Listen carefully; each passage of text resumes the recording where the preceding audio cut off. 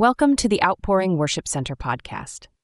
This week, we're digging into a sermon called Honor to Harvest, a message about pastoral transition, legacy, and what it looks like for a church to step boldly into its next season.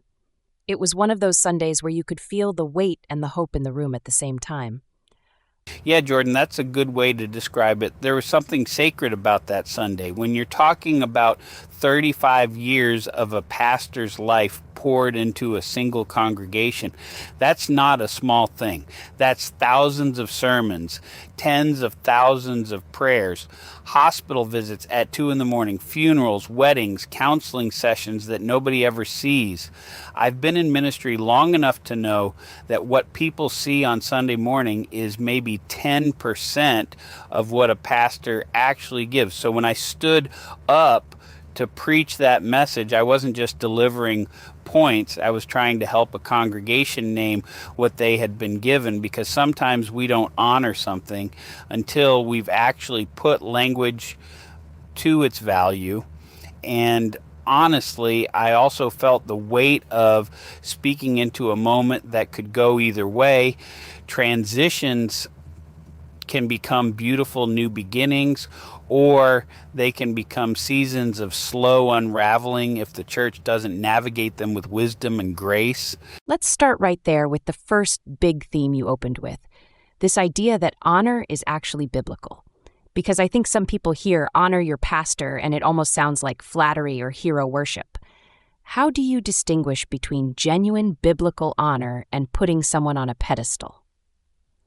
That's exactly the tension I wanted to address head on, because it's a real one. Paul writes in 1 Thessalonians 5:12-13, and he's pretty direct about it. He says to hold your leaders in the highest regard in love because of their work. Notice that phrase, because of their work. It's not because of their personality. It's not because they're charismatic or funny or whatever. It's because of the actual labor they gave themselves to. And then Hebrews 13:7 adds this important nuance. It says, remember your leaders and imitate their faith, not their personality, not their style, not every method they ever used, their faith. So biblical honor is really about recognizing consecrated effort and replicable devotion, not building a shrine. A healthy church can hold gratitude in one hand and forward momentum in the other, and it doesn't have to choose between them. The danger isn't honoring a leader too much. The danger is honoring the wrong things about them. Okay, so what does that actually look like day to day? Because in a real church, right after a retirement or a transition, you've got people who are grieving, people who are anxious, and some people who might honestly be a little resentful. How does honor the leader's faith translate into Monday morning?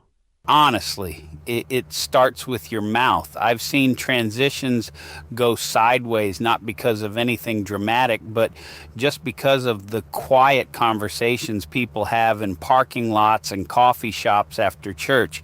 Someone says, well, Pastor so-and-so would have done it this way. And they're not even trying to be destructive. They're just grieving out loud. But those little comparisons, if they become a pattern, start to build walls around the new leader before he ever has a chance to find his footing. So day to day, honoring the legacy looks like choosing not to make every transition decision a referendum on the past. It looks like praying for the new pastor with the same consistency you prayed for the retiring one. And it looks like trusting that the God who was faithful for 35 years didn't suddenly run out of ideas. I love that. Let's move to the second big theme, because this one really got me. The idea that transition is not failure. You used the image of Israel at the Jordan River, and I thought that was such a powerful picture. Unpack that for us. Joshua 3 is one of those passages that just keeps giving, because on the surface it looks like a logistical problem. There's a flooded river and 2 million people who need to cross it. But the spiritual architecture of that moment is stunning. God tells Joshua to tell the priest to step into the water, not to wait for the water to part and then step in, to step in first. The miracle was on the other side of obedience. And I think that's exactly where a church in transition lives. You're standing at the edge of something that hasn't opened up yet, and the temptation is to wait until you can see the path clearly before you commit. But God says, consecrate yourselves. That word means set yourselves apart, prepare your hearts, get holy, because tomorrow I'm going to do amazing things. The miracle is announced before it arrives. That means the faith is not in what we can see. The faith is in who is doing the parting. And what I wanted the congregation to hear is that the fact that a beloved pastor is stepping down is not evidence that God has abandoned the house. It might be evidence that he's about to do something they've never seen before. That's so good. And I think the flip side of that is real, right? Because there are people in churches who have genuinely been through painful transitions. Maybe a church split, maybe a pastor who left under bad circumstances. And for those people, the word transition might actually carry some trauma. What do you say to someone who's sitting in that place? I have a lot of compassion for that person because I've been that person in certain seasons of my own life. When you've been hurt in a church context, your nervous system starts to interpret any change as a threat. And that's not weakness. That's just how human beings are wired after loss. So I don't want to gloss over that with a cheerful, just trust God, because that can feel dismissive of real pain. What I would say is this: the God of Joshua 3 is the same God who watched Israel wander in the wilderness for 40 years because they couldn't trust him at the border of what he was offering. And his response to that wasn't to cancel the promise, and it was to wait and then renew the invitation to the next generation. He doesn't shame people who are afraid. He calls them forward anyway. And if you're sitting in that place of hesitation right now, the invitation isn't stop feeling what you're feeling. The invitation is bring what you're feeling to the Jordan and step in anyway. There's a line in the sermon that I keep turning over in my mind. You said God is not calling this church to nostalgia. He is calling this church to faithfulness. And I want to pull on that thread a little, because nostalgia isn't always bad, is it? There's something beautiful about remembering what God has done. Right. There's a huge difference between gratitude and nostalgia. Gratitude says, look what God did and he can do it again. Nostalgia says, look what God did and nothing will ever be that good again. One is a launching pad, the other is a cage. When Paul writes in Philippians 1:3, I thank my God every time I remember you, that remembrance is fuel for joy, not a retreat from the present. And I think that's the healthy version of honoring the past. You look back with thanksgiving, and then you turn around and face forward with expectation. The problem is when the memory becomes the standard that every future moment has to meet or exceed before people will give it their full investment. So how do you actually help a congregation make that turn? Because saying don't be nostalgic is easy to say from a pulpit, but probably harder to actually navigate in a board meeting or a small group. Yeah, it's a lot messier in the room than it sounds from the stage. I think the most practical thing is to give people legitimate ways to honor the past so they don't have to carry it as an unspoken weight.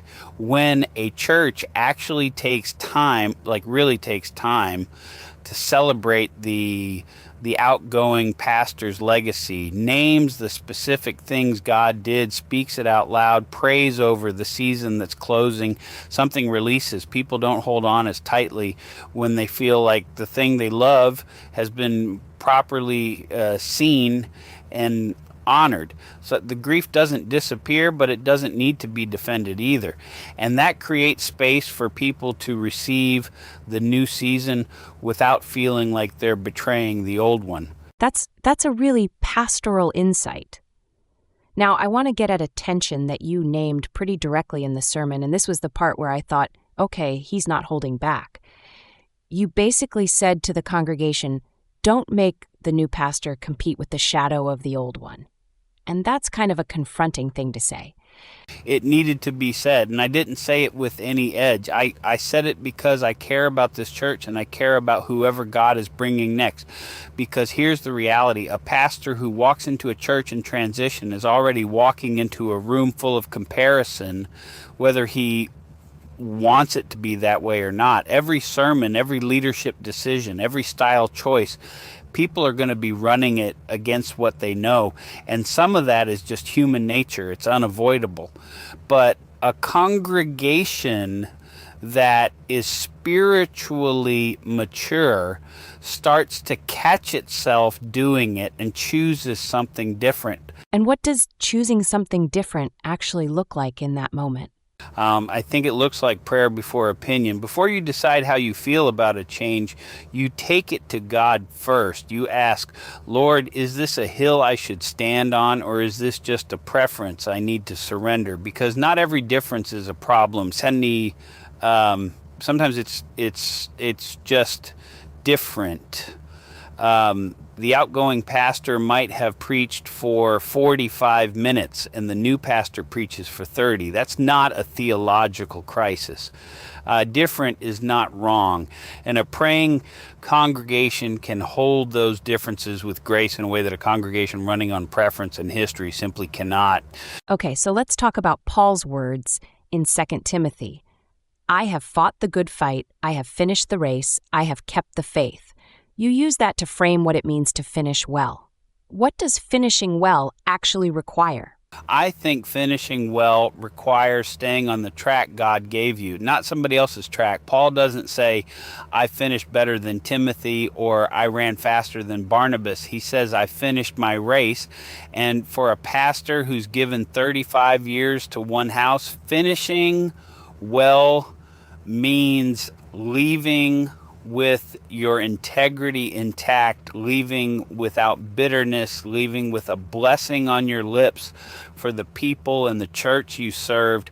It also means trusting that the work you built doesn't depend on your continued presence to survive. That's actually a profound act of faith, to release something you've given your life to and believe that God will continue to tend it. Hebrews 13:8 sits right in the middle of that passage about leaders.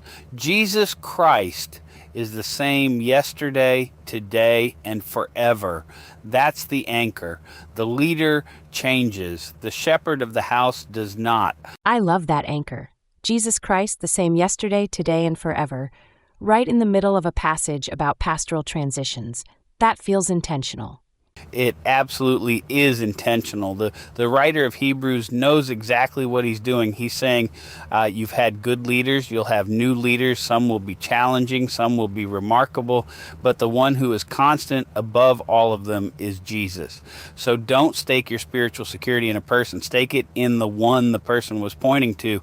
That's the thing that keeps a church stable through every season, not the charisma of any individual, but the unchanging nature of the God they serve. Okay, we're getting close to the close here, but I have to ask the practical question. Someone listened to this sermon on Sunday, or they're hearing this conversation right now. What's the one thing you want them to do differently this week? Write a letter, literally, or even a text, a card, something tangible. If you were in that room on Sunday, or if you've ever had a pastor, a mentor, a spiritual leader who poured into your life and you've never fully told them what it meant, do it this week. Don't wait for another retirement service. Don't wait for a funeral. Don't wait until the words you should have said out loud become something you're whispering over a casket. 1 Thessalonians says to hold them in the highest regard in love. That's an active verb, not a feeling you sit with quietly. Honor is something you express. And here's what I've learned. The person receiving it is blessed, but the person giving it is transformed. There's something that happens in your own heart when you actually put language to what someone's faithfulness has meant to you. That's such a good word. Practical, personal, and it costs nothing except a few minutes of honesty. That's right. And I'll add one more thing.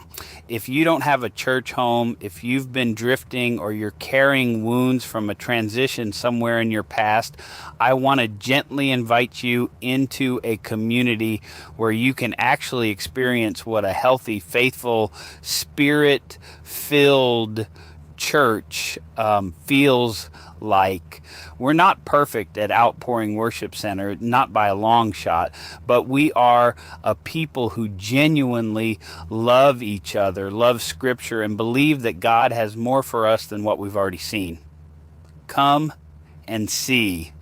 Every Sunday at 10:30 a.m. in Ravenna, Michigan, there is a seat for you and a word that's prepared for you and a family that will welcome you. I've been doing this long enough to know that the local church, with all its beautiful imperfection, is still one of the greatest gifts God gave the world. Amen to that. Thank you so much for today's conversation. This one is going to sit with me for a while. If this episode resonated with you, if it stirred something about a leader you need to honor or a transition you need to trust God through, we'd love to have you with us in person. You can find everything you need at owc.today. Service times, location, all of it. We gather Sundays at 10:30 a.m. at Outpouring Worship Center in Ravenna, Michigan. Fresh outpouring, every generation.